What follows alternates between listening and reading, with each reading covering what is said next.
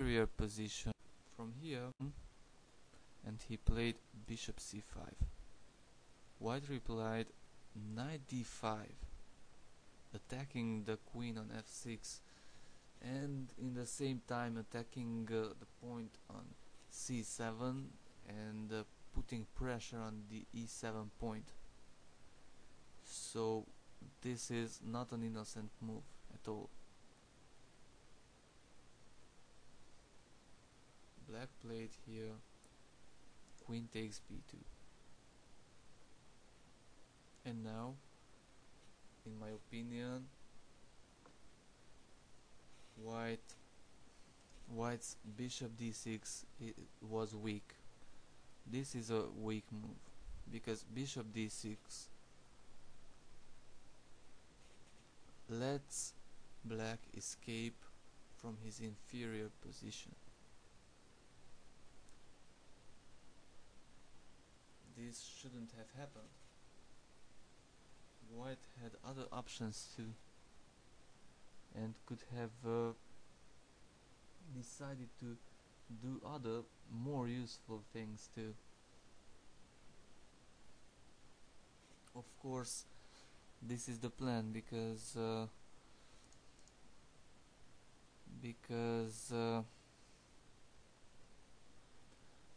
knight d5,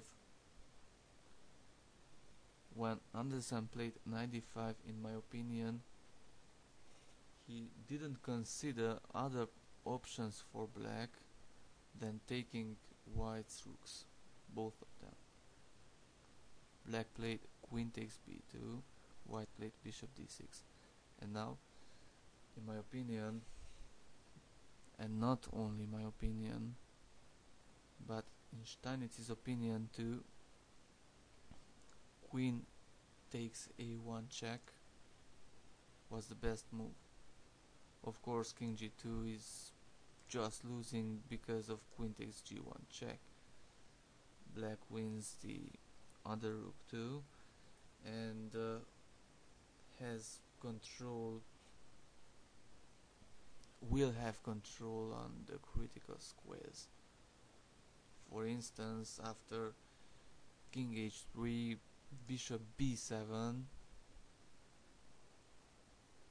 and now knight takes g7 check, king d8. Of course, White doesn't have a mate here. He has to do something, but he doesn't have a mate. He doesn't have anything like that, because the c8 square is free to the black king, and the b7 bishop is developed attacking the d5 knight. So of course king g2 is very weak. King e2, that was a much better option. Now Black's main option is queen b2, because as you can see, the a1 h8 diagonal is crucial for Black to control, because White puts pressure on the g7 pawn, and Black will be in trouble if the queen leaves this diagonal.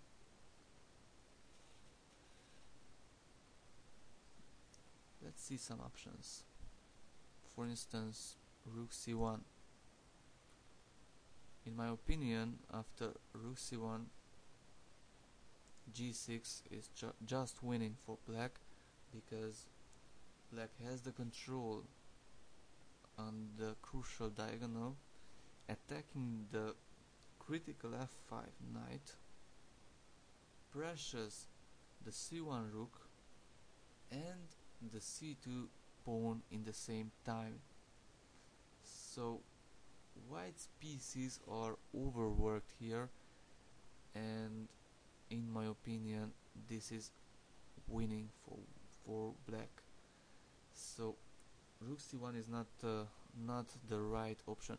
Of course, queen takes c1 is just losing because knight takes g7 check, king e8, and bishop c7 checkmate.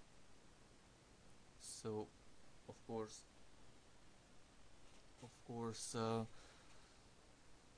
black can't take the rook now because of indirect defense, but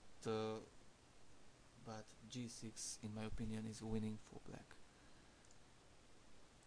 So white has to look for another option, for instance e5, closing the crucial diagonal, exerting pressure on g7. Of course, black has to take action now because it's a now or never situation. If black takes the pawn on c2 with check, he has a perpetual check. Of course, white can prevent the perpetual check, but he will lose his rook. And after bishop b7, white doesn't have a mate. So in my opinion, this position is very close to a draw. If anybody has advantage, it's black. So I don't like e5 either. d4. This is simple. Just take with the bishop on d4, controlling the crucial g7 square and making impossible for white to make progress. This is winning for black.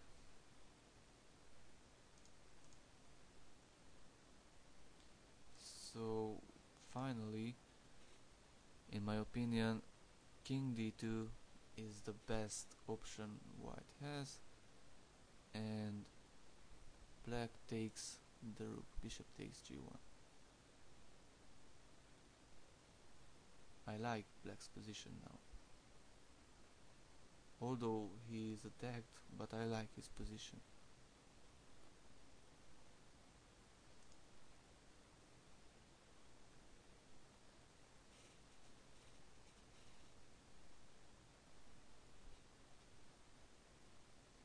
Of course, after king d2, black can decide to take on d6 with the bishop, but that's just losing. That's just losing because of this forced line.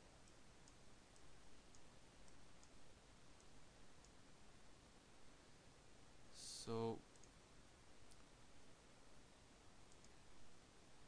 black should have taken on a1 with check with the queen, and he would have been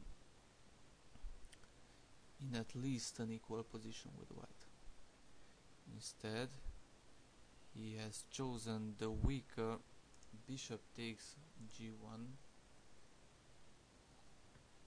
which is considered bad by Steinitz. He analyzed the position in 1879 and considered that black's defeat stems from the bishop takes g1 move. Before that, black was not in trouble.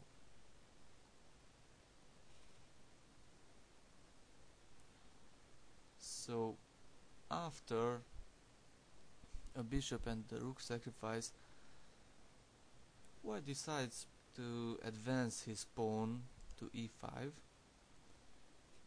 and sacrifice another rook. Black played here queen takes a1 check, accepting the rook sacrifice, and white played king e2